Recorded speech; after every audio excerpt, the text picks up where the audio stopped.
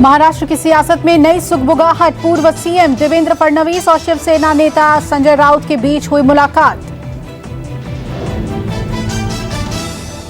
दोनों नेताओं के बीच ये मुलाकात कल होटल ग्रैंड हयात में हुई। जानकारी के मुताबिक दोनों के बीच ये मुलाकात करीब 2 घंटे तक चली थी। महाराष्ट्र में शिवसेना का कांग्रेस और एनसीपी से गठबंधन करने और महाराष्ट्र में सरकार बनाने के बाद दोनों नेताओं के बीच ये पहली मुलाकात है। फडणवीस से मुलाकात पर संजय राउत की सफाई, बोले सामना में इंटरव्यू के लिए मिला। संजय राउत ने कहा, हम दोनों दुश्मन नहीं हैं, हमारी बैठक गुपचुप नहीं थी। मुलाकात की जानकारी उद्धव को भी थी।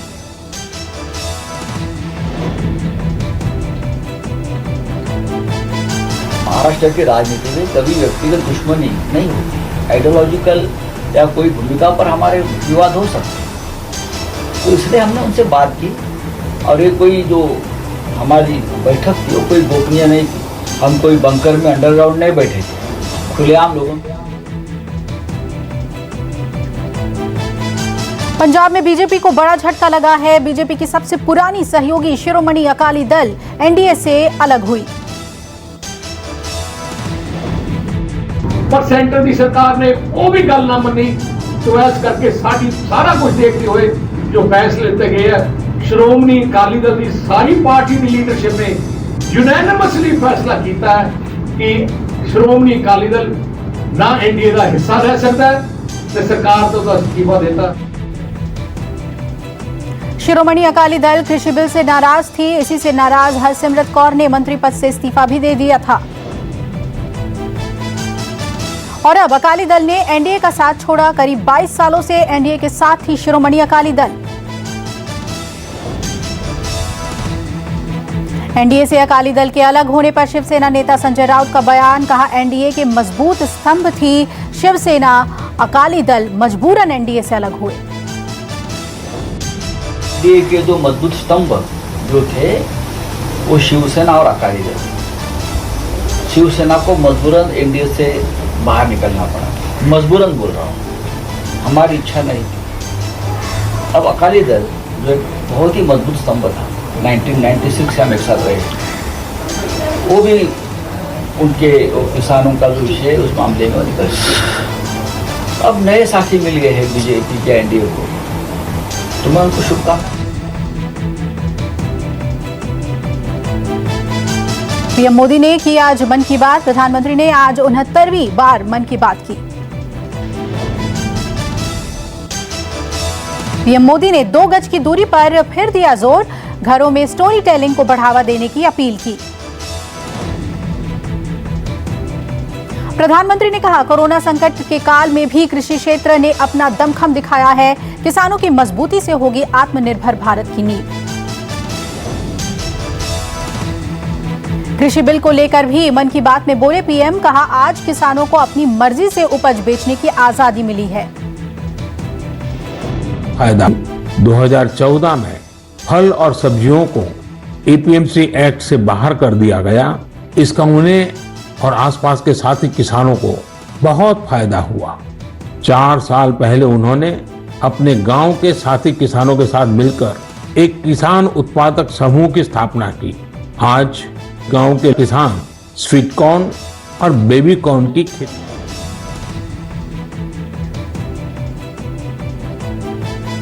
ड्रग्स केस में एनसीबी का एक्शन जारी। पूछताछ के बाद दीपिका पादुकोण के मोबाइल फोन जब्त हुए।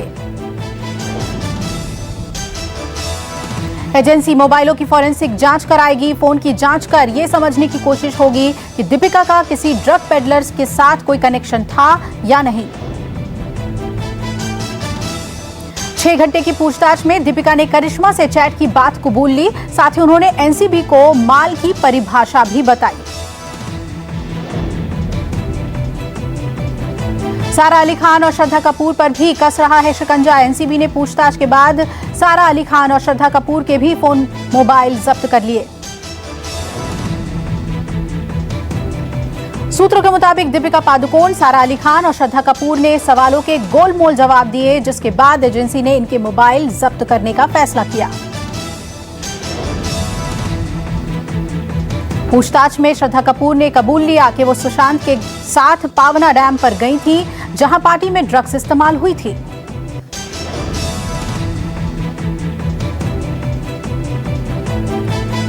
ड्रग्स केस में गिरफ्तार क्षितिज प्रसाद की कोर्ट में पेशी, एनसीबी ने 9 दिन की कस्टडी मांगी। क्षितिज प्रसाद का एनसीबी ने कराया मेडिकल टेस्ट। मेडिकल के लिए ले जाने के दौरान कहा, मुझे फंसाया गया है। Kshitij, you want to say something, Kshitij? Kshitij, you want to say something, Kshitij? Kshitij, you want to say something? Kshitij. Kshitij, what are you saying? You have been framed, is what you are saying. थोड़ा glass down करो ना क्षितिज भाई, थोड़ा glass down. NCB ने कल ही film director क्षितिज प्रसाद को गिरफ्तार कर लिया था। गिरफ्तारी से पहले क्षितिज से लंबी पूछताछ हुई थी। एजेंसी को उनके घर की तलाशी में गांजा भी मिला था।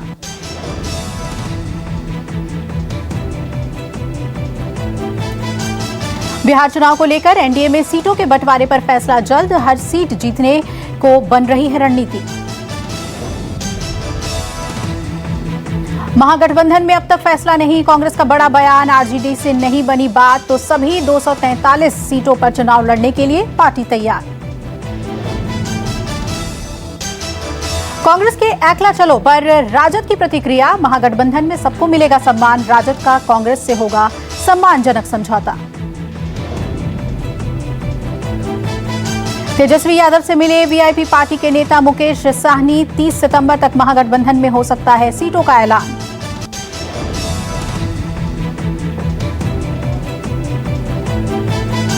पूर्व केंद्रीय मंत्री जसवंत सिंह का निधन, 82 साल की उम्र में ली अंतिम सांस।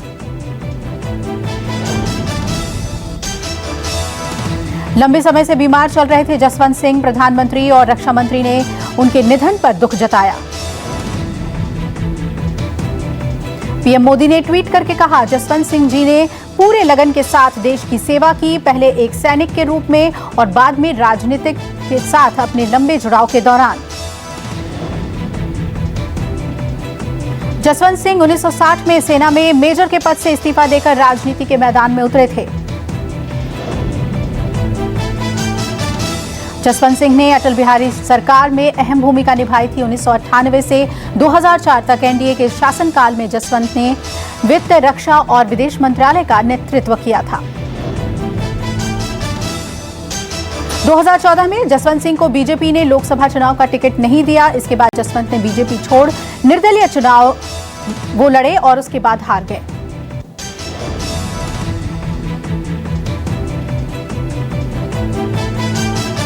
गुजरात के समुद्री इलाके में बड़ा रेस्क्यू ऑपरेशन, कोस्ट गार्ड ने समंदर में चलाया ये rescue operation. MSV Krishna Sudama के 12 क्रू मेंबर को बचाया गया। खराब मौसम की वजह से समंदर में फंस गए थे।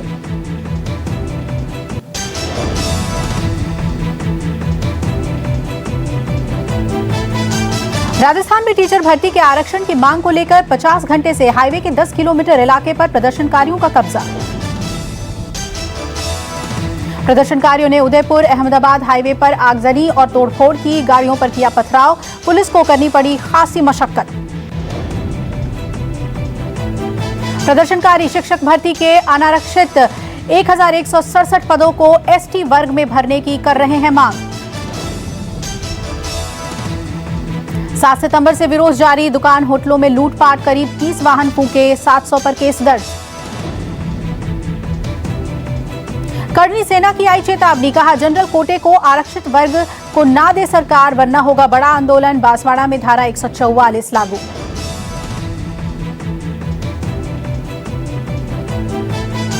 चीन से जारी तनाव के बीच भारत और जापान के बीच उत्तरी अरब सागर में 3 दिवसीय समुद्री अभ्यास GMAX-20 शुरू, अरब सागर में दिखाई ताकत। भारत जापान का 3 दिन का अरब सागर में चल रहा है नौसैनिक अभ्यास, सैन्य सहयोग बढ़ाने पर जोर। हिंद महासागर में एक ऑपरेशनल अलर्ट पर है नौसेना। लद्दाख सेक्टर में चीन से सीमा विवाद के बाद किसी भी कार्रवाई के लिए तैयार है युद्धपोत। लेह में 131 प्रशिक्षित युवाओं के शामिल होने के अवसर पर लद्दाख स्काउट रेजिमेंटल सेंटर में किया गया परेड का आयोजन। युवा सैनिकों ने राष्ट्र की सेवा करने की शपथ ली। कोरोना महामारी की वजह से युवाओं के अभिभावकों के बिना ही नियम और दिशा निर्देशों के साथ आयोजित की गई परेड ब्रिगेडियर अरुण सीजी ने दी बधाई।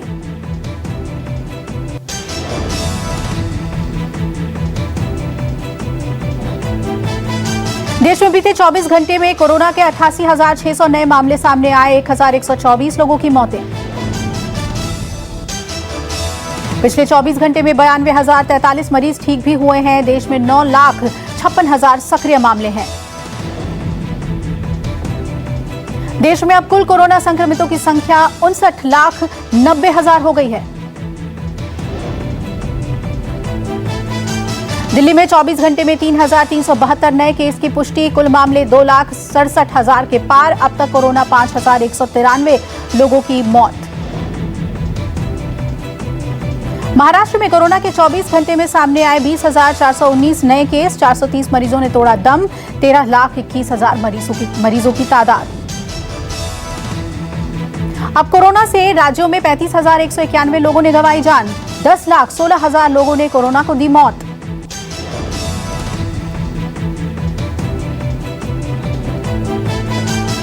महाराष्ट्र में 24 घंटे में 191 पुलिसकर्मी कोरोना संक्रमित हुए। अब तक 22,460 पॉजिटिव, 19,022 ठीक भी हुए। उत्तर प्रदेश में पिछले 24 घंटे में कोरोना के 4,412 नए मामले सामने आए। 6,546 लोग डिस्चार्ज। रिकवरी रेट 83.64% हुआ। प्रदेश में एक दिन में 1,56,000 से ज्यादा सैंपल की जांच हुई। अब तक प्रदेश में कुल 94,67,186 सैंपल टेस्ट हो चुके हैं।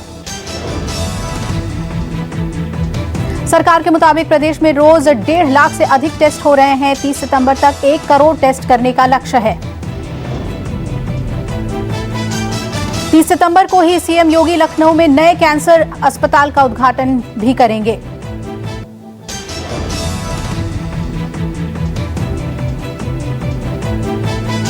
दुनिया भर में 3 करोड़ 30 लाख लोग कोरोना संक्रमित। 10 लाख मरीजों की मौत। 24 घंटे में आए 2,93,000 मामले। अमेरिका ब्राजील में अब तक 3.5 लाख कोरोना संक्रमितों की मौत। दोनों देशों में कुल 1,20,000 करोड़ मामले। दुनिया के तमाम देशों के लोग मानते हैं कि ट्रंप सरकार ने कोरोना से निपटने में लापरवाही दिखाई। दुनिया में अब तक 3,24,000 केस। जर्मनी के वैज्ञानिकों ने लैब में बनाई कोरोना से लड़ने वाली सबसे असरदार एंटीबॉडी। चूहे पर सफलता के बाद अब इंसानों को देने की तैयारी। दूसरी बार संक्रमित होने पर मिले ज्यादा वायरस। बिना लक्षण वाले मरीजों को दोबारा संक्रमण का खतरा सबसे ज्यादा।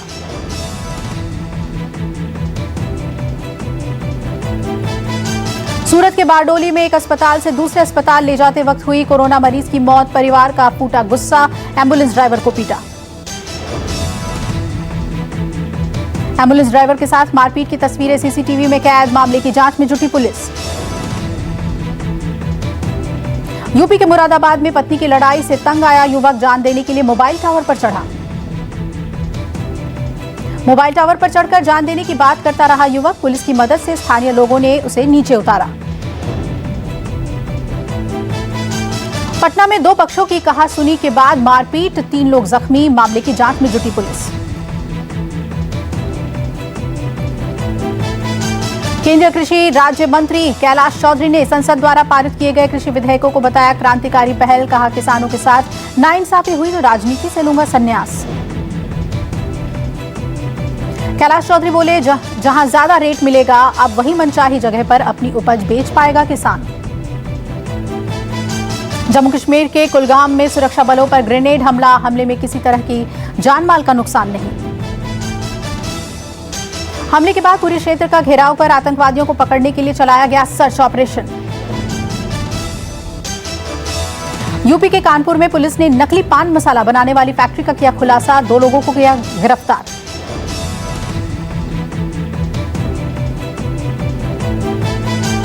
स्वीट सुपारी की आड़ में बनाया जा रहा था नकली पान मसाला, मामला दर्ज कर जांच में जुटी पुलिस। छत्तीसगढ़ के महासमुंद में दर्दनाक हादसा, करंट जाल में फंसकर हाथी की मौत।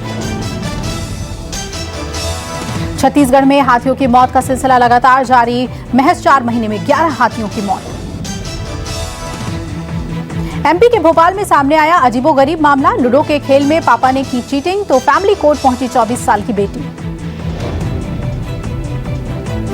युवती बोली, पिता पर किया बहुत भरोसा, उनसे धोखा देने की उम्मीद नहीं की, डॉक्टर कर रहे हैं युवती की काउंसलिंग।